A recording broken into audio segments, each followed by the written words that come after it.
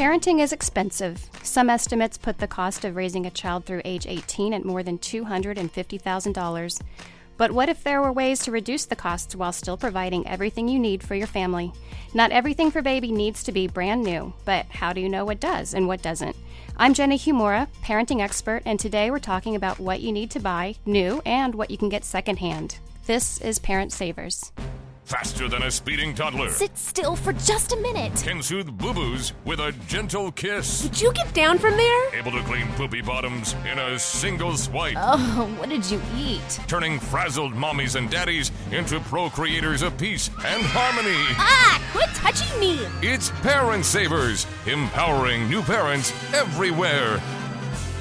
Welcome, everybody, to Parent Savers, broadcasting from the Birth Education Center of San Diego. Parent Savers is your online, on-the-go support group for parents with infants and toddlers. I'm your host, John O'Reilly. Happy to be back talking about Parent Savers and back on the show. Woo. Thanks so much to all of our loyal listeners who join us every time a new episode is released, and for those of you who continue the conversations with us on Facebook and Twitter. Make sure to check out the Parent Savers app so you can listen to all of our episodes wherever you go as soon as they're released or on demand whenever you want to check them out. There's always great stuff going on with Parent Savers and in the whole world of New Mommy Media. So Sunny, who's the head of New Mommy Media, is going to tell you guys all about how you can get involved in the show or in any of the other shows. All right. So we have some different segments that you guys will probably want to get involved with because they're lots of fun. And one is called Parenting Oops. So we're looking for your funny stories that you have about things that you've done with your little kids or that's happened to you. We all have some doozies. So we want to share those on the show. So that's one way you can get involved. We have an Ask the Experts segment where any of our experts that have been on our show, and also we have a select team of experts, can answer your questions. So again, whatever questions you have going on in your life, related to parenting, let me specify, related to parenting, right. Go ahead and send that in to us and we'll get those questions answered, and we'll also put it on a future episode so other parents can benefit from it. So the way you submit to those, you can either go to our website at newmommymedia.com, go to the contact link and email us. You can post stuff on our Facebook page for Parent Savers, that's fine too. Or if you actually want to tell your story yourself or ask the question yourself with your own voice, you can call our voicemail at 619-866-4775. And then that way you'll actually be on the show yourself telling your own story, and we'll play it as it records. So those are a couple different ways you can get involved. Awesome. Those are great. And we love hearing about parenting oops. It makes us all feel better normal about our own oopses. So let's talk about who's in the room. Sunny was just speaking, but you want to remind everyone who I am, what I do, how many kids I have. Yes. So I'm Sunny. So I run New Mommy Media, which produces Parent Savers, Preggy Pals, which is our pregnancy show, Twin Talks, which is all about twins, the Boob Group, which is about breastfeeding. There's a long list, isn't there? And then we have a brand new show called Newbies, which is focused on moms during that first year of life with their babies. And so that keeps me pretty busy. I have 4 babies at home. My oldest just turned 5 and is in kindergarten, a boy. I have a 3-year-old son, and then I have identical twin girls who are about 22 months old. Wow. Yes. Breathe. Nice. So, yes, Sunny, we all admire,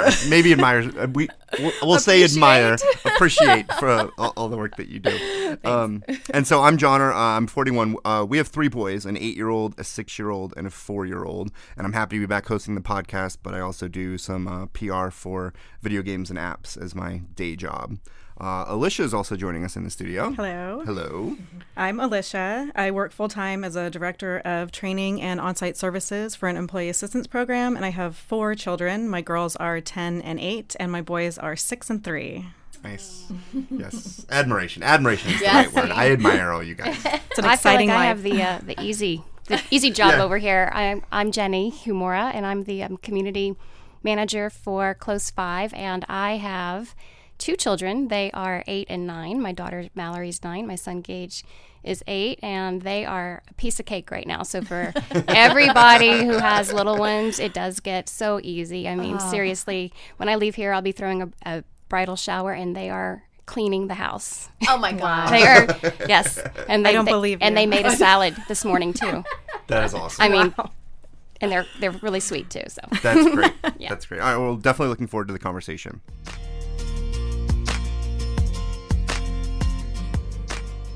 All right, so before we start today's show, we are going to do an app review, and we're going to talk about an app called Close 5, C-L-O-S-E 5, the number 5. And if you don't already have it on your phone, you should probably check it out. It's free to download. It's available on Android and iOS, and it's basically a different look at classifieds, a way to make it a little more simple and to really use your app for, putting classifieds out there for different stuff you have around your home, help you find items for sale specifically in your neighborhood. So that's where the 5 part comes in. Around 5 miles from your house. You can extend that if you want to search for a little bit further away. But again, a great way to find out what's happening in your neighborhood as far as what's being sold. And, you can sell to people obviously in your neighborhood as well. You can sign in through your email or through Facebook. So it's pretty easy to sign up. And you can list your items. You don't actually need to list a price or a description. They have a private chat. So once your offer is accepted, you can chat privately and discuss all those meetup details, which I know as parents we're a little concerned about because the whole safety factor of stuff. So you don't need to automatically list your phone or email or all of that. It can completely be done through the app. And then the ads are also monitored by a community team. So those are some of the nuggets that I took out of it when I first checked out this app. And we're fortunate because Jenny here is the community manager for Close 5. And so we wanted to chat with her a little bit about some of the benefits of using the app. And obviously this ties in really well with our topic today of buying new versus hand-me-down. So, Jenny, did I give a pretty good explanation? Do you work for Close 5? No, I don't. Well, just a user, really. That's awesome. Thank you. Sure. Thank you. Well, really, you said it all. It's kind of like a garage sale on your phone. And as you know, most of us are on our phones more in a day than we're on our computer. And so what's really cool about it is if you're trying to list an item for sale, you just snap a photo as you would and as you do all day long on your phone, and you can really quickly within seconds have it listed on your profile.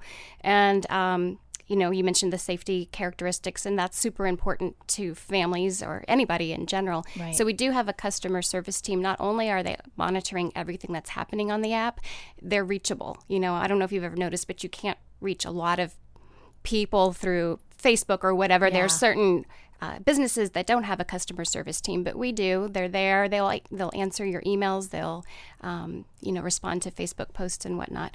And so that gives a sense of comfort to everyone.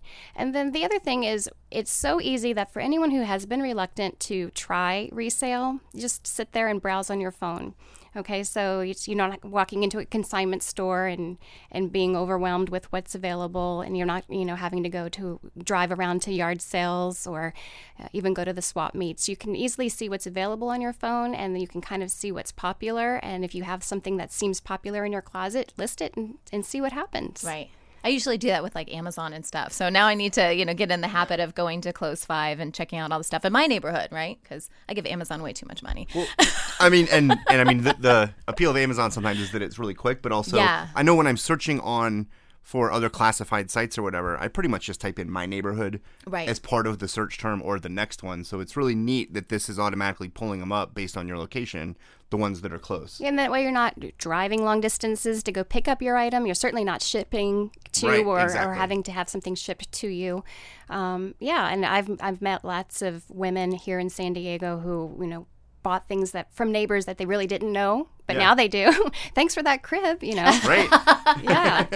And then you find out that you have some things in common that's great. And, no matter where you live, right here in San Diego, we don't have a lot of space. And it is important to kind of get things out that your children have outgrown. But probably across the country, people feel the same way. We don't need those giant Xer saucers hanging around when the kids are out of them. And it's very nice to donate them. But the thing is when you sell a, in good condition item, you've recouped some money, and then you can use that for your Christmas shopping later this year or, to buy something new and improved for your kids. I feel like I'm always trying to, get the old stuff out of the house as a parent, all the old clothes that I know we're not going to use anymore. Or, my girls, are done now with the Xer saucer and any of those standing kind of toys, that help you learn. And I'm like, okay, we're done. Let's get it out of the house. It's like extra clutter and stuff like that. Well, you know what? I mean, obviously parenting is very stressful. Yes. But part of the stress is the clutter. Yeah. And when you can kind of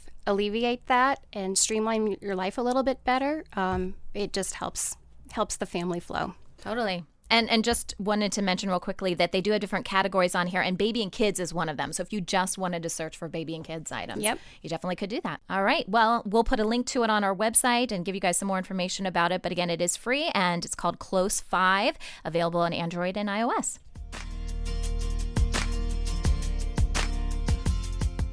We've covered a broad range of topics through the years on Parent Savers, but I think this one might actually be the most true to our name.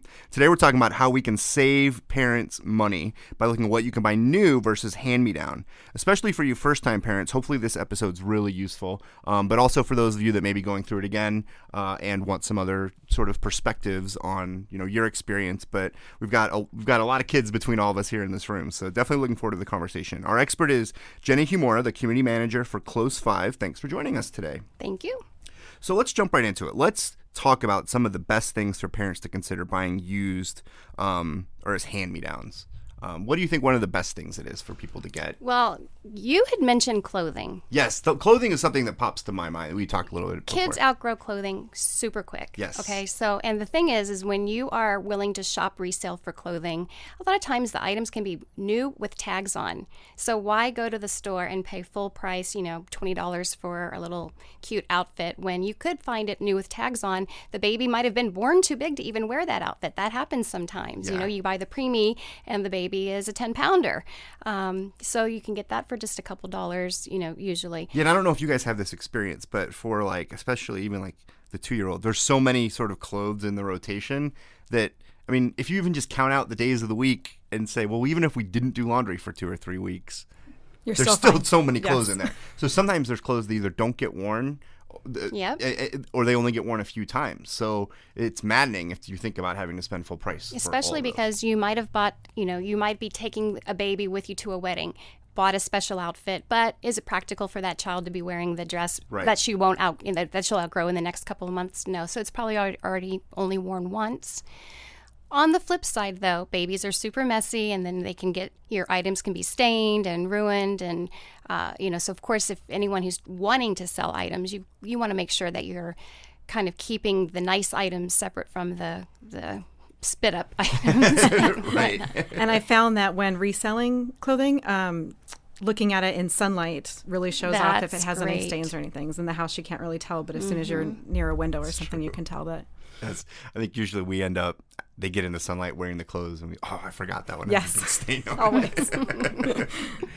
Another cool way to sell items is in lots, and that means all your 6-month clothing lot in a box together. And so you're saying to someone, I'm going to sell this lot of clothing for $30, and it's not piece by piece. So as a parent looking to buy that, what's the value proposition on that? Well, I would say that, there will be some items in there that you might not love, but it's just a way of getting a big chunk of stuff for a low price. As opposed to if you were trying to get all those pieces individually, it would be a lot more. And it's just easier to move that way. So if you look on different resale sites, you'll quite often see lots of this, lots of that. Like Legos, for example, is a super popular thing for people to want to buy. And it's actually not always for sale, but a lot of Legos or a lot of baby clothes. Similar brands, too. I noticed if you look online, sometimes you can find a lot of Gymboree clothes. And if you tend to like that brand, then you can buy that size, a whole lot of it for a really reasonable price. Whereas in the store, you're going to pay a lot of money for that. But it's hard because I think especially going through it the first time, you feel like, I remember going to the store and like, that outfit's so cute. Oh my goodness. To the point where we stop going to stores so we don't see things that we think That's are one cute. of the things you learn as a parent, though. You don't actually walk into a store. Right, exactly. And so I think especially with your child. Right. And so I think clothes is definitely one that's great on the list. But the thing is that I think a lot of new parents do want those cute outfits. They want to buy things brand new. It's really when you've moved on to a second child or you're really struggling to raise your baby on a budget that you actually even look into resale. But one thing that no matter what your situation you should look at are large baby gear type items. So for example, a stroller, they can cost $500, brand new. But if you go look online, go look at the Close 5 app, go to your neighborhood consignment shop, you will find really great quality strollers for, $100, less than $100. The other thing that I think is with strollers specifically, that it took us until after our first child to understand this, and I think that it's something that we'd love to get more people to understand, is that with the stroller, if you go and you spend the money on a nicer stroller, say if you want to get a double, or I guess I don't want to say any brand names, but and you want to spend $400 on a stroller or $350 on a nice one used, chances are if you take decent care of that, you can sell that then when you're done with it for $300. Exactly. Right? And so your cost of use is not as high as that investment. You just have to kind of put the money out there. Yes, there are certain brands that even in resale, they're only $50 to $100 less expensive. Yeah. Because they have such great quality. Yeah, they have such great quality, and it took us a bit to, I think, understand that, where when we were on the low end of trying to find the $50 stroller, for example, and it didn't work out for us, and then we ended up investing in a higher end one, and then we were able to sell it for a pretty good price. Mm-hmm. One thing I will say, though, that's hard to do when you're having your first baby is to know which stroller to buy. Yes. It helps to maybe borrow someone else's when you first have the baby and find out what fit you like. I know it took us probably a couple of years to realize, and what we did, we were at Disneyland, and we realized we loved the rental stroller at Disneyland. We hated ours, which we had spent a ton of money on, and we loved that. And so I found out the brand and make and everything of that one and bought it. And I've had it for 4 years now, and still, like you said, we keep What it a in good good idea. condition. That's awesome. It's great. So I would actually suggest borrowing other people's strollers until you find the one that's right for you and your family and your activities. Yeah. That's a really great tip. The other thing about like Disneyland or like going to Legoland is you can see a lot of different kinds of strollers and baby gear. And the struggles. Yeah, exactly. And you can kind of just shop with your eyes, too, even That's if so you can't true. try them. That's The other true. thing, you mentioned hand-me-downs. I know we didn't get into that too much, but if you have a friend who loves their stroller and they're in between babies, they'll sometimes let you use theirs while yours is growing and then just give it back once they, Nice. are at that point again. And so as long as you take care of it again, you can do that. And you can get a really nice stroller. I used a $600 stroller for a couple of years from a friend who Was between babies. Wow. And in fact, in the end, I think when I was going to give it back to her, they decided not to have anymore. And so I think I kept the stroller for a while. Nice. You're a stroller expert. Yeah, that's great. We're so very active. So let's talk about some other items then, Jenny, about some good things to get So- used or hand-me-down. Books. I think I mentioned that I just got rid of a bunch of books, and sometimes kids will destroy books, but the ones that are in good shape, you will pay, $5 to $10 brand new, and often you'll go to like the Parent Connection swap meet and you'll find them for 50 cents. And just flip through them real quick. You'll see they're in really great condition.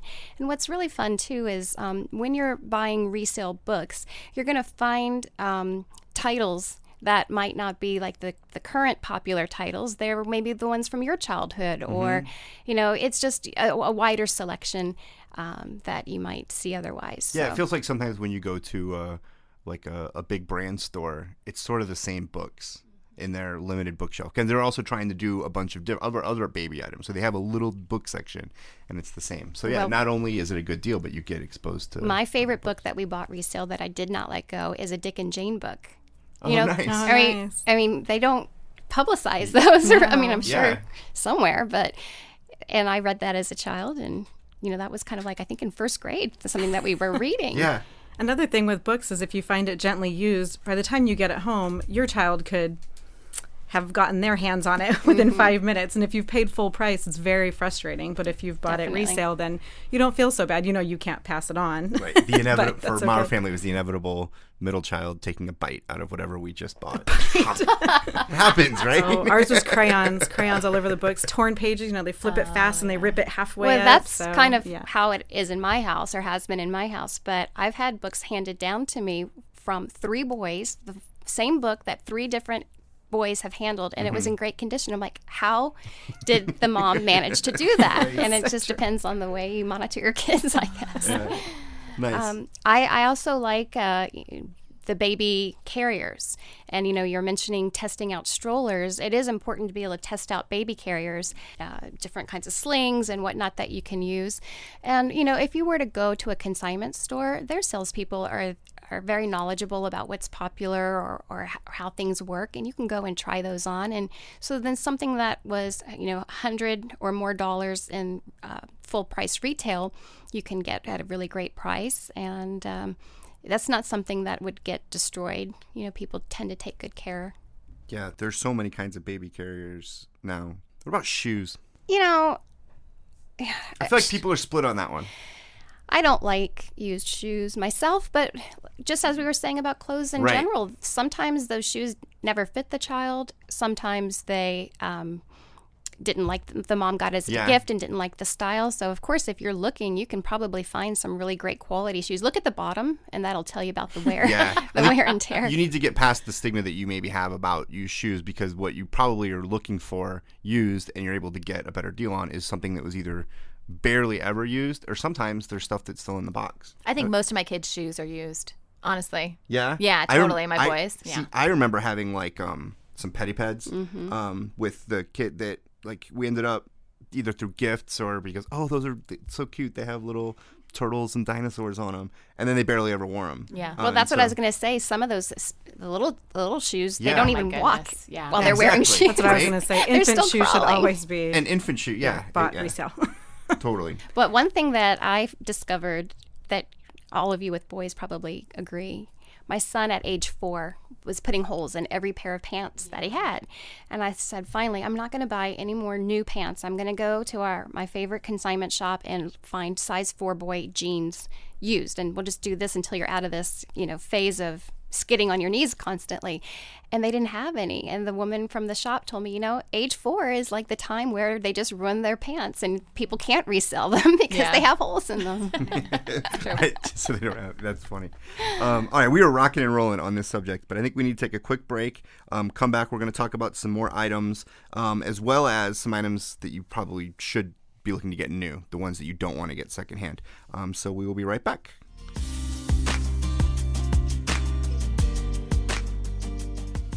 Welcome back, everybody. Today we're talking about what items you should buy new versus hand-me-downs, hopefully staying very true to the Parent Savers name.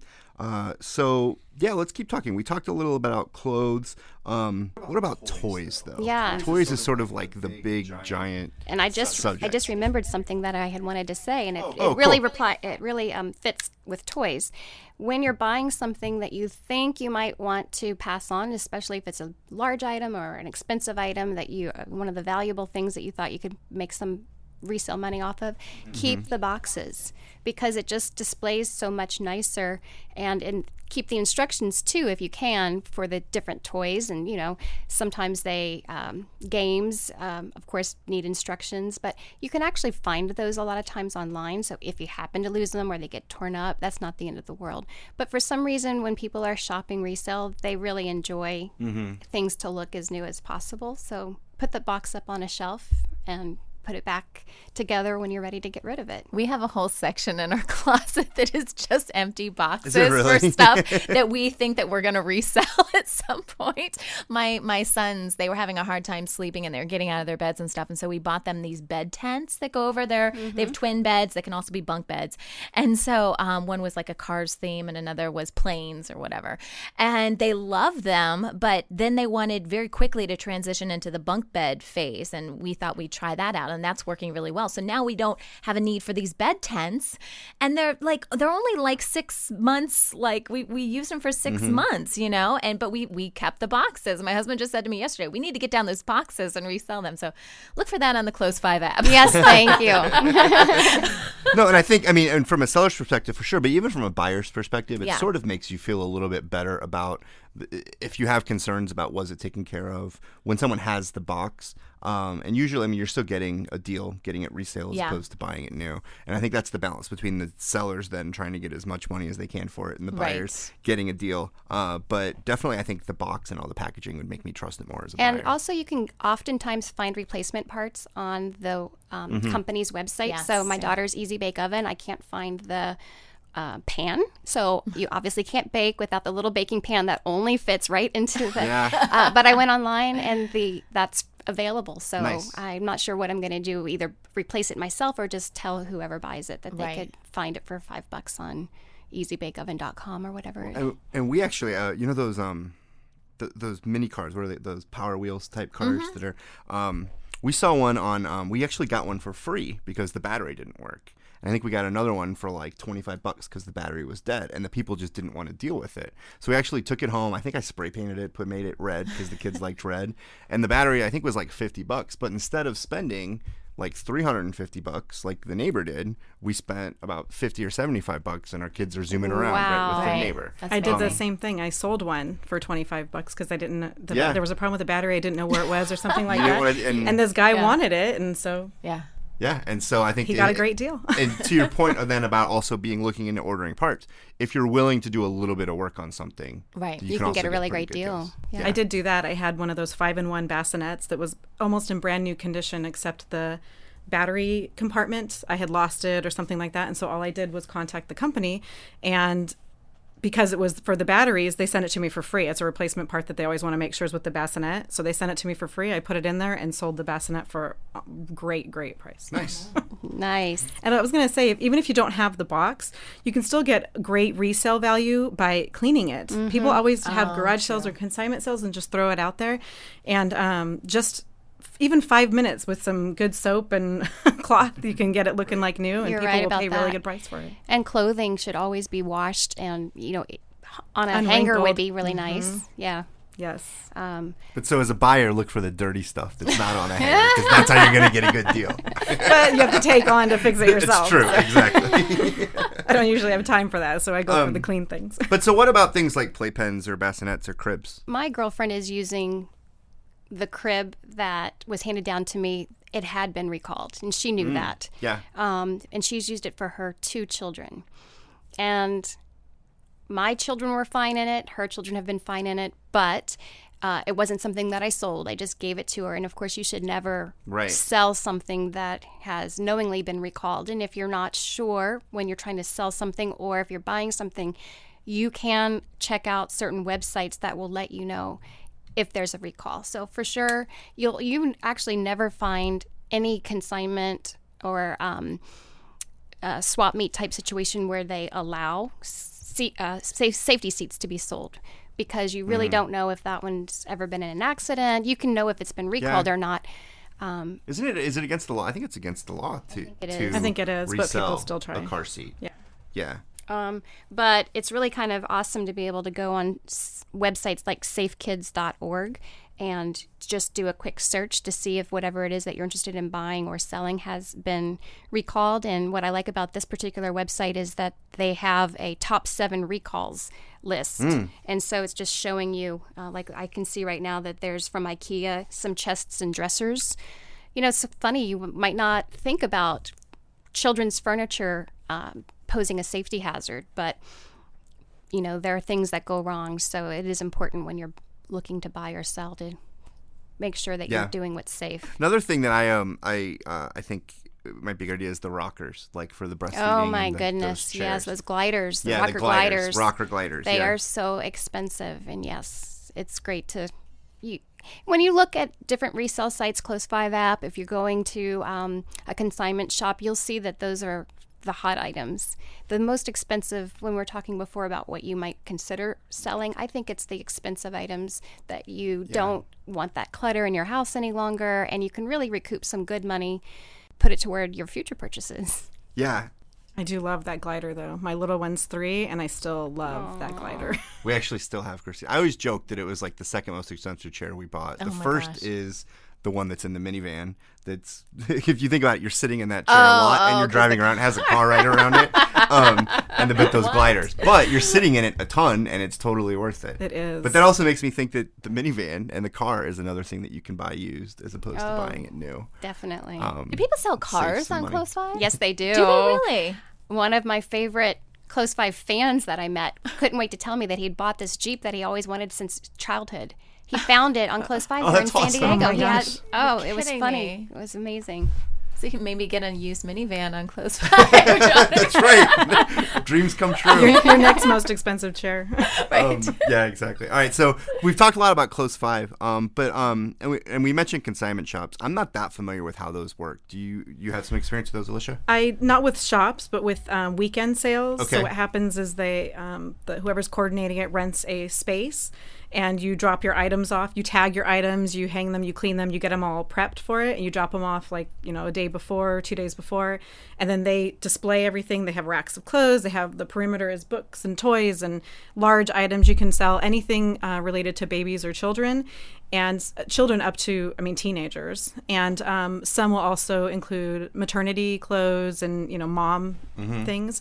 You can volunteer for shifts. So you get a percentage of your sales at the end. You can volunteer for shifts. If you volunteer, you get like an extra 5% for every shift you volunteer. And it's mostly running the registers, reorganizing the but products as a buyer, and things like good. that. It's good also to buy as buyers to go there because there's good deals. Well, yes, that's exactly it. So as a seller, Yeah. you have that. And then they do lots and lots of marketing for it. And so thousands of people come to these sales. And sometimes they're at fairgrounds, like the big buildings in a fairground. It's open. So there's military sale day, there's new parent sale day, there's volunteer sale times where you get an extra like 10% off whatever you're buying, and everything's, the more aggressively it's priced, the faster it goes. And so you can sell almost all of your stock very quickly. That's great. And in the end, whatever's left, you have the option to donate, and always goes to like a women's center, or you pick it up and sell it at the next one. But Nice. I know. I love those. And so across the country, there's different names in different cities. There's certain ones that are national franchises, but if you just Google consignment event, almost every major city will have one. Nice. I do have some experience with consignment shops too. There's one down in San Diego that we go to, and the one thing that I've learned about that is usually those shops are looking for stuff very specific. So think about, before you go to one, think about, if you're trying to sell stuff, bringing everything you need to sell might not be the best thing. A lot of times on their websites, they say what they're looking for, and it's usually very seasonal. Obviously right now, Halloween, all that kind of stuff. But this particular shop that we go to is great because we take our stuff and then they can either, give you money back for what they want to sell in their store right there on the spot, or you can opt for store credit, which is what we do. And we actually get much It's better a higher deal. percentage. It's a higher percentage. Oh, nice. And so we always need shoes. We always need stuff like that. And then my kids love it because they get to get so many different things that we wouldn't be able to get at the store simply because, I feel like it's more that community, like here, I need stuff and I'm going to give stuff away, and it works out really well for us. So there is a list, though, as we were doing research, of things that they're recommended that you don't buy used, that you get new. And there are things like car seats, which we talked about. I think mattresses I saw on the list. Have you guys heard that? Yeah. Yeah. That I don't want to buy a used mattress. Yeah, you don't want to buy a used mattress. You want to make sure to get that new. And I think, again, it's just knowing the history of it, right? And then cribs, we talked about that a little bit. Bottles and pacifiers. I've sold pacifiers, bottles. of course, I don't think you'd I've want to sold do. bottles to Bottles? people. Yeah, I Yeah, think- totally. Plastic bottles. Yeah, but that also might be the type of thing where you could, if you were skeeved out by the nipples, like you were using the nipples, get more nipples, get brand new nipples. But see, I think we got some glass bottles, as a matter of fact. I think it's more talking about like the nipples and the pacifier stuff. Yeah. They don't want you to get it. We, so the swap meet, there's a great swap meet here in San Diego that's focused just on parents. And if they have them in your city, by all means, that's another idea. But also just regular swap meets have a lot of parent stuff. But we sell stuff as well as buy stuff there. And so at the last one, I think Christina was packing up and we had the little potty, like the portable, and I said, I don't think anyone's going to want to buy a used potty. So I feel like I'm kind of on the fence. I feel like the potty probably. That's the first thing that went when I went to the Parent Connection Somebody swap bought it? meet. That's the first thing. So I that guess went. people do buy them reused, right? Well, what's worse? The stuff that's going to go on there. It's all the same. It just goes back. It just goes back to properly preparing your items. That's true. How clean was Oh, that we should have potty? cleaned it. I had the original box. I had the original box. That's awesome. See? You know what? Yeah, that probably does go. Another thing is we were talking, I was thinking that, where you really, I think, can also embrace the secondhandness is if you're talking about like your grandparents' house or your parents' house for grandparents. If they're looking to, definitely. have a car seat or get a high chair, for example, That it's is a great crazy. point. Yeah, to Yes. buy a new high chair, but you can get some great used high chairs. Totally. And the different little exercisers or the jumpies, the Exactly. different things that will help keep the child entertained. that are also pretty expensive. Nice. That's why I never pass up hand-me-downs, ever.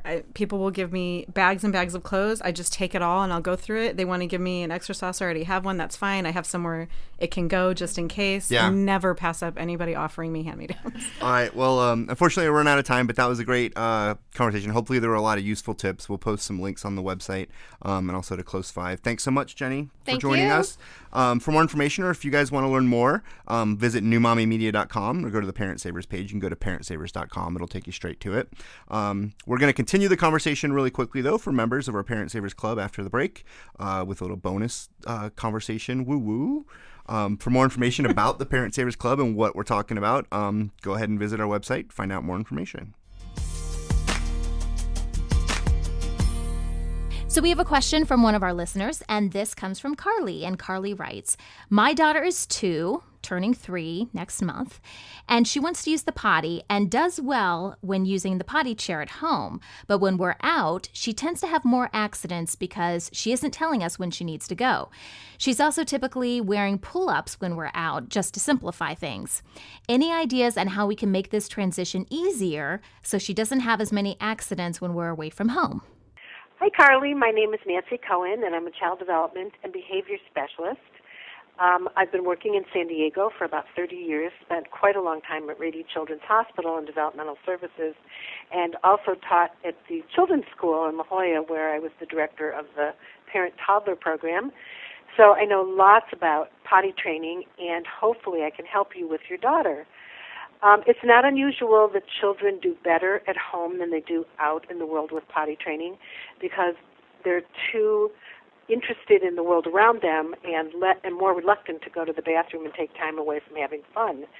So when you're out, I think it's a great idea to still wear the pull-ups. That's a great idea. So if she does have accidents, it's easier to clean up. But I also think that rather than waiting for her to tell you when she needs to go to the bathroom, it would be a good idea for you to tell her that you think it's a good time to use the toilet wherever you are. Say, Mommy's going to go to the potty, and that would be a good thing for you to do, too. So you kind of anticipate and take her more frequently than she might need to go so that you're reminding her as opposed to her reminding you. Then after a while, when she starts getting good at telling you as well, then you can try the underwear again so that she gets the idea that when she's in public, she needs to hold her urine and then go to the bathroom when you go with her. Does that make sense? I know this is a hard time, but she'll get it. Good luck with all of this. Thank you. Bye. That wraps up our show for today. Thanks so much for joining us on Parent Savers. Don't forget to check out our sister shows, Preggy Pals for expecting parents, the Boob Group for moms who breastfeed, Twin Talks for parents of multiples, and Newbies for those going through it all for the first time. This is Parent Savers, empowering new parents. This has been a New Mommy Media production. The information and material contained in this episode are presented for educational purposes only. Statements and opinions expressed in this episode are not necessarily those of New Mommy Media and should not be considered facts. While such information and materials are believed to be accurate, it is not intended to replace or substitute for professional medical advice or care, and should not be used for diagnosing or treating healthcare problem or disease or prescribing any medication. If you have questions or concerns regarding your physical or mental health or the health of your baby, please seek assistance from a qualified healthcare provider. New Mommy Media is expanding our lineup of shows for new and expecting parents. If you have an idea for a new series, or if you're a business or organization interested in joining our network of shows through a co-branded podcast, visit newmommymedia.com. Hey mamas, don't forget to check out Mighty Moms. It's our online community built for new moms just like you. Not only can you connect with other moms, but you can also join us backstage for special mom-only online events. And you'll also be notified when we're recording so you can join us as a special guest. Visit our website, newmommymedia.com, and click on the Mighty Moms banner. It's free. That's newmommymedia.com. See you there.